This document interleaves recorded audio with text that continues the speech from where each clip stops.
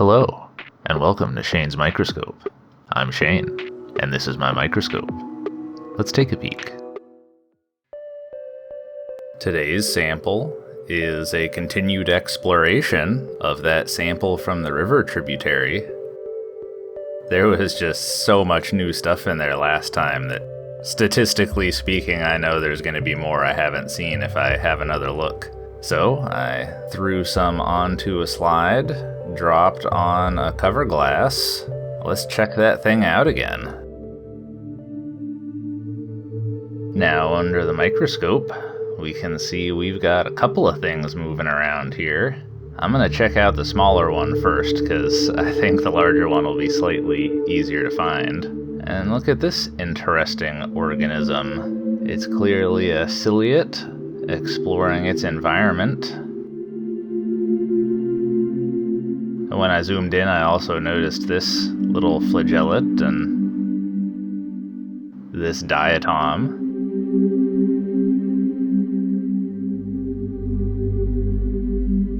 Alright, well there's that ciliate. This looks to be of the genus Lidonotus, and I actually couldn't find any kind of etymology on that, so if anybody has any ideas, I would love to hear it.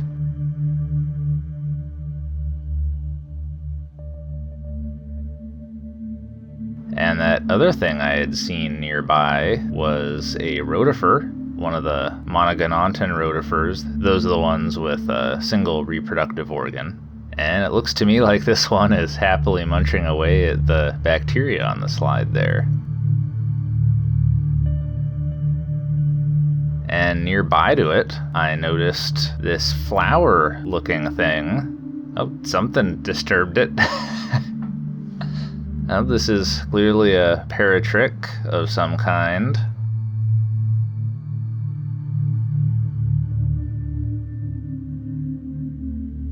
And we can see, looking at the stalk, that it has a spasmoneme in there. So unlike the opercularia, the stalk itself contracts. And this looks to me like it is vorticella campanula. That's from the Latin vortex and campana, bell. And I don't know what this thing is. It's clearly organic in nature, some kind of cyst or pod or something. And near that first ciliate, I noticed this really cool looking diatom. Changing our focus, we can really see some interesting patterns in that quartz frustule.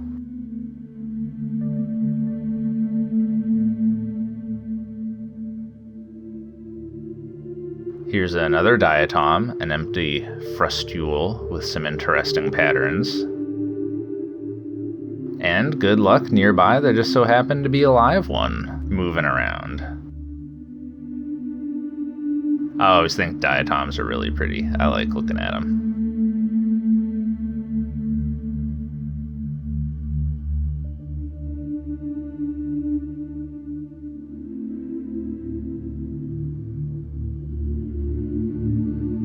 I decided to play with some dark field.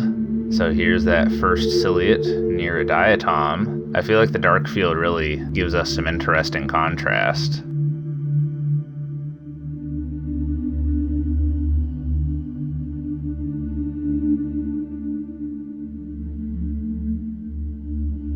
It really highlights the little organelles, especially that nucleus.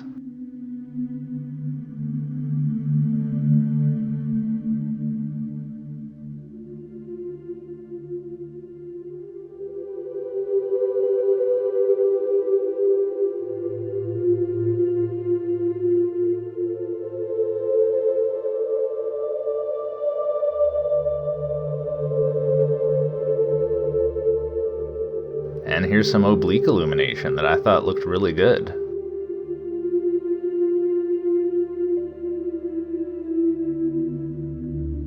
Here's some dark field of those rotifers with that vorticella off on the side. They're very intent on eating stuff, and I can't blame them. Things taste good.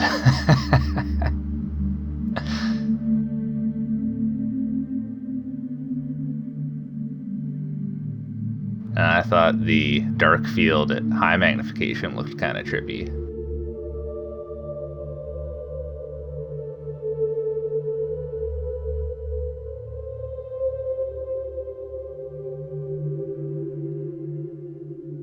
And I thought this oblique illumination really helped highlight the internal structures on the rotifer as well.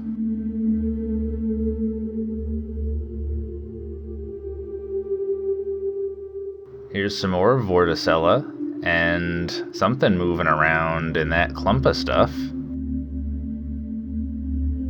Well, that's pretty clearly a nematode, but let's get a good look at that vorticella before we focus on the nematode. Changing our focus, we can really see the different layers, locations of cilia and things moving around in there.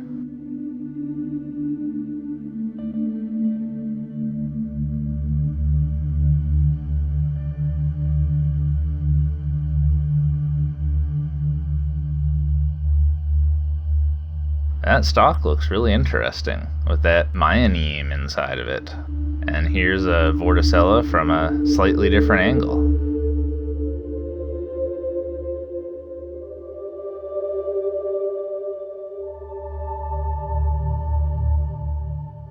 Oh, there it goes. I like how the stalk curls up like a telephone cord.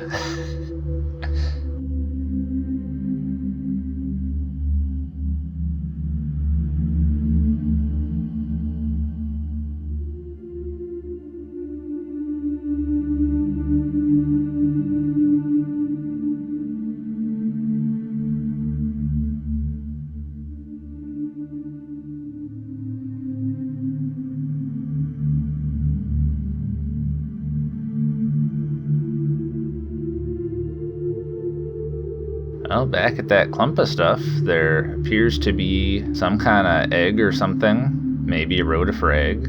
Oh, there's a little diatom. And it looks like there's 2 nematodes in there, and this one decided to get a little adventurous and come out of there. It just... oh, it's going crazy. And this is real time. I didn't speed this up at all. This is a very energetic nematode. The vorticella higher up, though, does not care at all. It refuses to be disturbed. And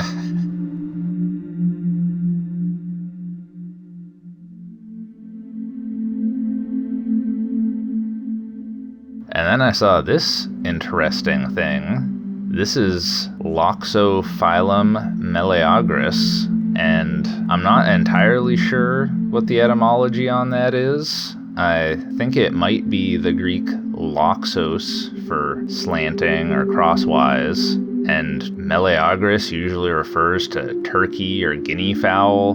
So none of that really makes a whole lot of sense to me, although maybe it was discovered living on turkeys or guinea fowl.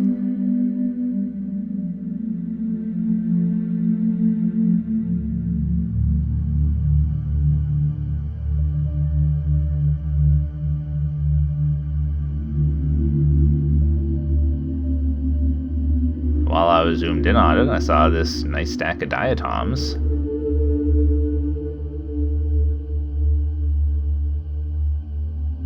And I decided to look at this one in dark field too. Why not? Those sort of warty structures along one side were the real giveaway for me on what this one was.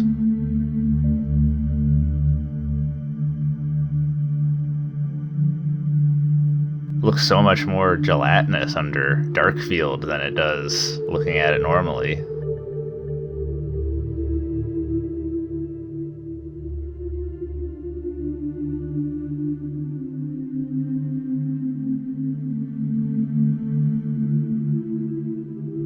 There's a little duber that might be of the genus Lidonotus, like that first ciliate we saw. Alright, well, I'm glad we had another look at this sample from the river tributary. Saw a lot of new things. I don't know that we saw any of these the first time we looked at this, so there's probably still more in there that's new, and I might have to come back to this one. Alright, well, I think we'll leave it there for the day. Thanks for having a look with me.